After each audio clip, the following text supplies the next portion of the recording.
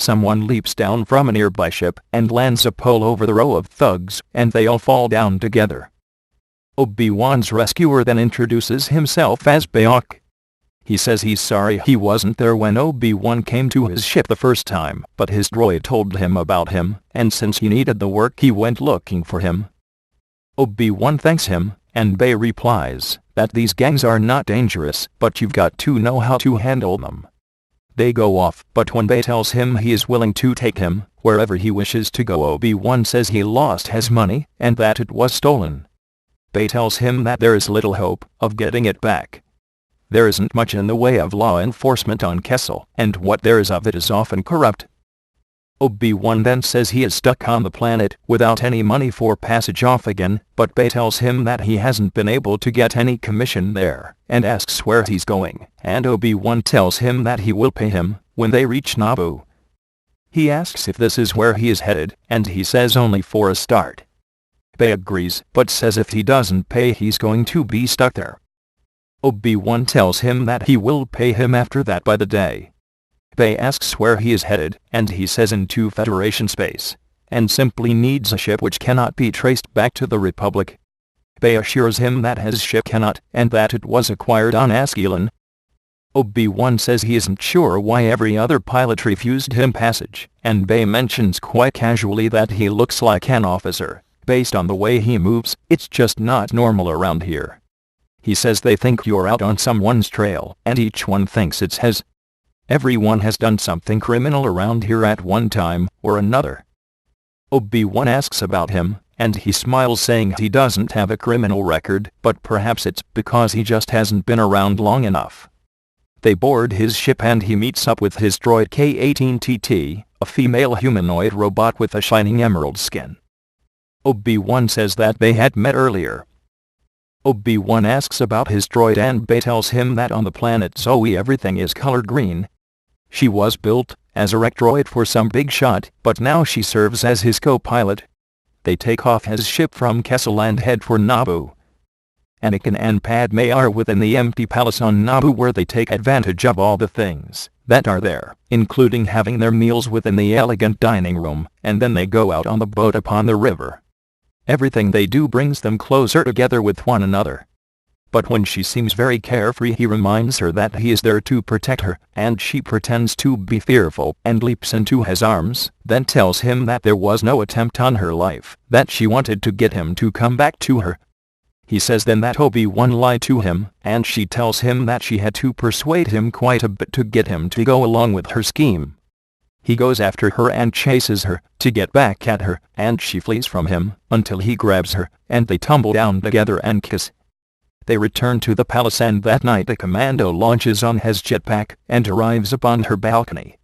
He enters Padme's room and Anakin is able to drive him off.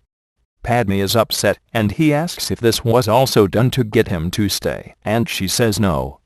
She is in a state, telling Anakin that someone is truly after her and he holds her in his arms. Obi-Wan arrives at the Citadel in Bayok's ship, and when they enter Anakin tells him what happened. Obi-Wan asks if this was true, and Padme says it was, and frightening, and then he says they ought to return to the Citadel. Though now they cannot figure out who would be attempting to get Padme. But Anakin tells him that if they want to find out who it was they ought to let him get to the Queen, and then trap him. Obi-Wan says that it's too risky, but Anakin tells him he knows how they can do it. He figures the best way to draw the attacker into the open is to let him get to his victim, away from the security of the Citadel. That night at Palace Palpatine, an armored commando goes into Padme's room and approaches her, sleeping in her bed. He moves to her, closer and closer to her, then, as he moves his helmet knocks into a transparent wall. Then behind him two lightsabers ignite, reflected in the glass. The figure turns, with the lightsaber light reflecting in his visor. The commando walks down the hall to detention in front of Naboo guards with his hands behind his head. Then Obi-Wan is given and examines the things found on him, finding amongst them a room pass for one decontion. But they say they could not trace his identity. Obi-Wan says he is surprised that he would be carrying such a thing, then looks and reads off of it the name Kamino.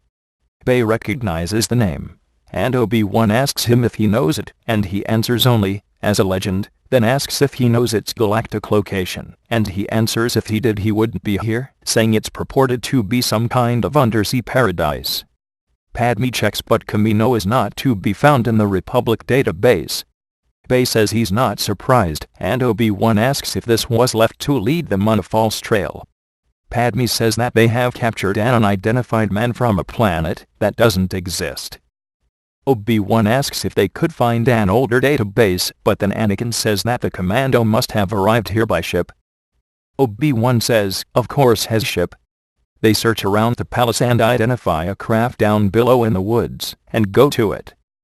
Obi-Wan is able to enter and gets on board, and asks QB to see if he can figure out the ship, and he says he can. Then he makes the decision and tells the others that he will reverse the coordinates to follow it back to wherever it came from, while Bay and Anakin remain there and await his return. Padme asks what if he doesn't return, and he says, then don't come looking for me. Bay then tells Padme that people who find Kamino don't return. Obi-Wan launches, and they go away from Naboo while the rest determine what to do. And Anakin says they better stay in the Citadel, at least until they hear back from Obi-Wan. Obi-Wan pilots the ship with QB. The first jump takes him nowhere, an ordinary planet on the charts, so they go back again, to a point in space with no systems nearby, then jumps again before he comes out not far from a planet, one which doesn't register in the Republic database. He pilots it down to the planet and flies over the surface, but the entire surface is water. He isn't even sure if this is Kamino apart from what Bay said, but then says that it was an undersea paradise and asks QB to scan beneath the surface. He indicates that there is something and gives the coordinates. So then he determines that the ship is either going to be able to go underwater, or they are going to be stranded, so he plunges down and the ship is able to pass right beneath the waves and into the water. QB asks if he should activate the fish repeller, but he says that he doesn't see any fish, and they probably won't need it. Just then a giant eel is coming at them from the side, and swallows the entire ship down. They are now in darkness, and Obi-Wan is being knocked around, saying he is open to suggestions. QB replies, and Obi-Wan says to activate it, and the ship is spat out by the fish, which then swims away. They are spinning until QB gains control. Obi-Wan tells him to activate the fish repeller. QB acknowledges. The ship continues down in the exceptionally clear turquoise water, until a city comes into view down not far beneath the surface. The ship goes into a landing bubble which then evacuates the water. Obi steps out and tells QB to remain with the ship. He then goes down and in, and finds it is a complete city, perfectly suited to its submarine location, where windows open to the water outside. He walks around and the walkways are mostly empty. Some of them are entirely surrounded by glass with a view of the entire structure. He finds his way to a bar, filled with several strange and aquatic creatures. Obi enters, and goes to the bartender, telling him he is looking for Deacon, asking if he had been in there. He says it's difficult to know. Some people are keeping their eye on this new visitor, and then he reaches and takes out a pass, asking where the rooms might be, and he says to go try the upper levels. Obi-Wan leaves, but someone follows him out as he goes up into the upper levels. Walking in a light gray hallway, it is eerily silent, and, although there are doors along the side, no one is apparently about. Along the way are windows to the light blue water outside, as he makes his way to the appropriate room number. He finds the room and is about to enter. Then an armored figure comes out of a nearby alcove, saying through his breath mask, "Die Jedi."